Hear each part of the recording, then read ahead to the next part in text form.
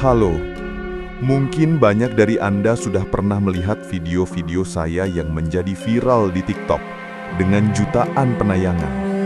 Video-video tersebut direkam di rumah ini, rumah yang terletak di Solo, yang sudah lama dikenal karena gangguan yang terjadi di dalamnya.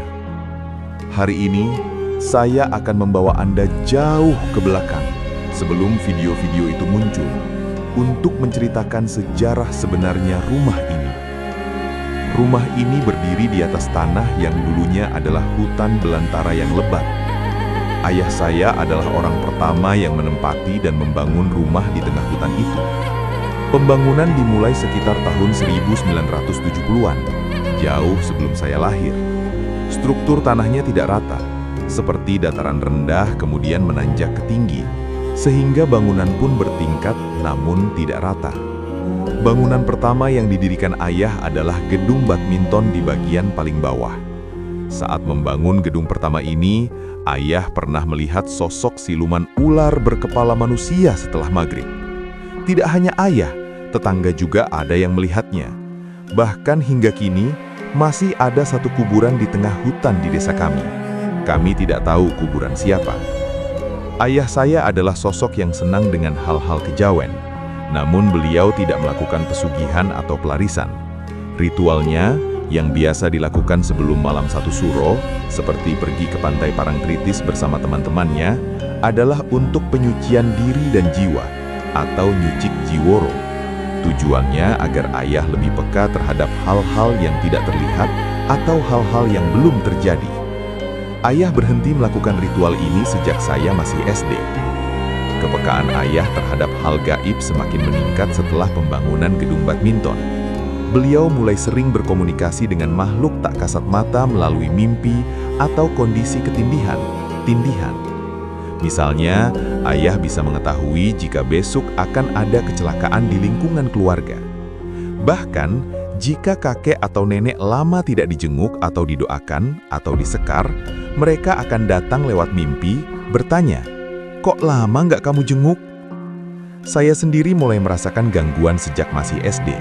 Saat itu, kami semua tidur bersama di ruang tamu di depan TV.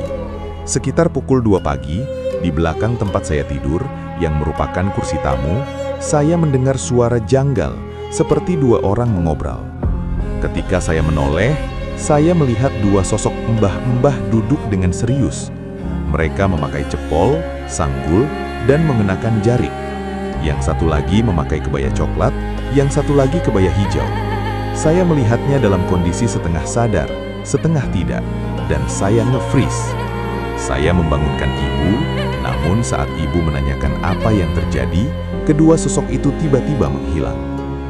Gangguan kedua yang paling saya ingat terjadi saat saya SMP atau SMA. Di lorong bagian bawah belakang rumah, dekat bekas dapur, saya melihat sosok hitam besar yang bergerak terburu-buru, lalu menghilang seketika. Kejadian yang paling menyeramkan saat remaja adalah ketika saya kesurupan di rumah. Saat itu maghrib, saya sedang rebahan di kamar sendirian di samping pohon bambu besar.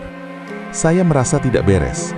Badan saya diam kaku seperti orang ngengleng, bingung, atau melamun.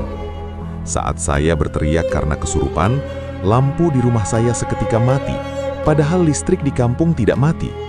Setelah itu, lampu menyala lagi. Saat kesurupan, saya merasa seperti berada di ruangan kosong dan pengap. Setelah kejadian itu, saya bermimpi. Mimpi pertama, seekor macan putih besar datang menghampiri saya dari samping kamar. Kejadian ini berlanjut selama 3 hari berturut-turut. Di hari ketiga, keponakan saya bermimpi melihat punggung saya dicakar macan. Setelah menikah, gangguan harian dimulai. Saya dan suami pindah ke kamar depan.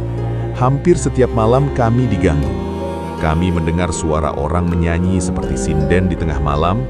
Di hari lain ada suara tawa di kamar mandi, mirip suara kuntilanak. Lalu ada kejadian ketukan pintu. 3 kali, tok tok tok.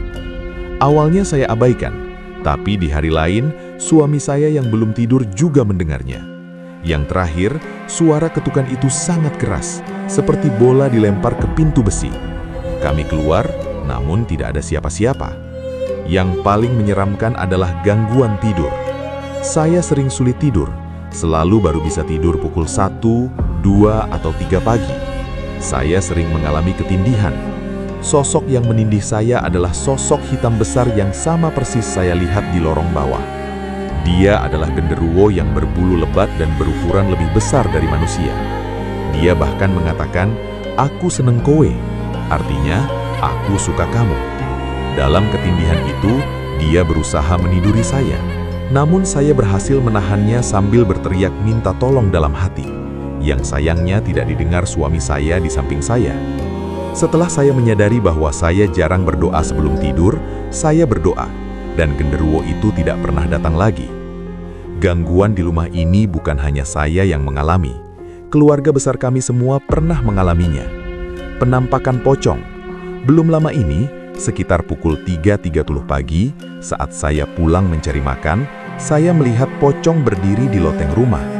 Pocong itu jelas terlihat, terikat, dengan wajah hitam pekat, dan hanya diam. Pocong ini tidak hanya dilihat oleh saya, tetangga saya anak kelas 6 SD juga melihatnya. Tetangga itu bahkan melihat wajah pocong yang penuh darah. Keponakan saya yang berumur 3 tahun juga melihat pocong loncat-loncat di dapur. Setelah itu, ia demam selama 3 hari. Penampakan kuntilanak. Kuntilanak adalah sosok yang paling sering muncul di rumah kami.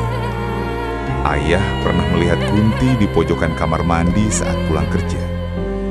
Adik saya melihat Kunti di pojokan dekat lorong. Putih, panjang dengan rambut panjang.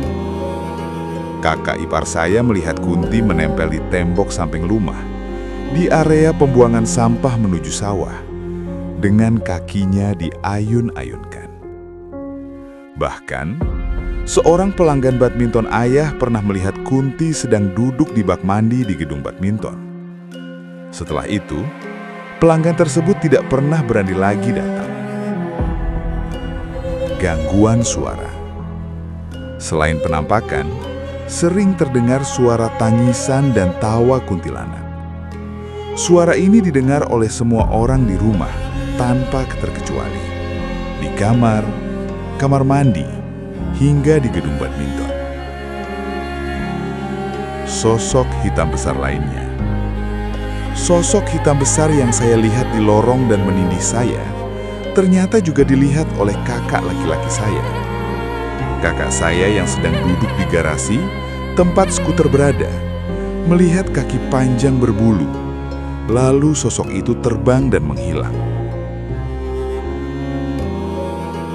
Karyawan bengkel kakak saya juga melihat sosok tinggi besar ini di pojokan setelah dilempar batu saat lembur. Gedung badminton yang bangkrak. Gedung badminton yang sudah 20 tahun tidak terpakai itu kini benar-benar kosong dan menjadi sarang. Kami masih sering mendengar suara aktivitas seperti orang bermain badminton, suara kok dan gesekan sepatu, serta suara kerumunan orang di sana.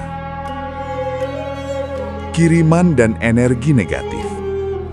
Walaupun ayah pernah mendengar dari penunggu rumah bahwa mereka memagari, pageri, keluarga kami dari niat jahat orang luar, suasana di rumah kami terasa singuk, pengap dan panas. Kami sekeluarga sering cekcok dan bertengkar karena hal-hal sepele, dan rasanya tidak betah di rumah. Ini diperkuat oleh analisa spiritual yang menyebutkan adanya 2 sosok anak kecil, laki-laki dan perempuan, yang merupakan kiriman dari luar yang ingin mengacaukan rumah tangga dan rezeki kami. Gangguan ini juga menyerang fisik. Ibu saya pernah tiba-tiba muntah darah, hingga 4 kantong transfusi darah. Dokter tidak mendeteksi penyakit apapun. Setelah keluarga memanggil pendeta, karena kami Kristen, dan didoakan, ibu sembuh. Pendeta mengatakan bahwa ibu memang diganggu. Contoh gangguan ekstrim lainnya, kakak laki-laki saya pernah kehilangan uang yang diduga ulah tuyul. Semua kisah di atas mungkin terdengar seperti cerita belaka. Tapi ada satu kejadian yang terekam jelas dan menjadi viral, yaitu insiden skuter. Saat itu saya sedang santai di depan, ngopi. Tiba-tiba, skuter mainan anak berbunyi sendiri. Padahal skuter itu tidak bisa menyala tanpa menekan tombolnya yang keras dan susah. Itu bukan karena ada yang menyalakan. Saya langsung merinding. Ketika saya mendekat, suara itu langsung hilang dan mati. Itu adalah hal nyata yang saya lihat dengan mata kepala sendiri. Analisa spiritual menyebutkan, di area skuter itu terlihat dua sosok anak kecil sedang bermain, dan ada ular besar. Banyak netizen bertanya, kenapa kami tidak pindah atau menjual rumah ini? Jawabannya adalah kenangan. Rumah ini penuh dengan kenangan tumbuh kembang, dari kecil, sekolah, hingga saya menikah. Sulit untuk menjual atau pindah begitu saja. Ayah kami mengajarkan filosofi yang penting. Mereka itu punya dunianya sendiri. Ayah berkata, status mereka lebih tinggi dari kita. Luwih dhuwur awak dewe. Tetapi kita tidak perlu takut. Ayah berpesan, kalau kita berani, sana yang takut. Kita harus pintar mengkondisikan situasi. Jadi jika ada penampakan atau gangguan, itu sudah menjadi hal yang biasa bagi kami. Meskipun rumah ini menjadi sarang demit, mereka tidak mengganggu sampai melukai, melainkan hanya menampakkan diri, menangis, atau tertawa. Kami menerima dan memilih untuk hidup berdampingan dengan penunggu rumah ini, karena bagi kami, yang paling mahal bukanlah fisik bangunan, melainkan momen dan sejarah keluarga di balik dinding-dinding rumah ini.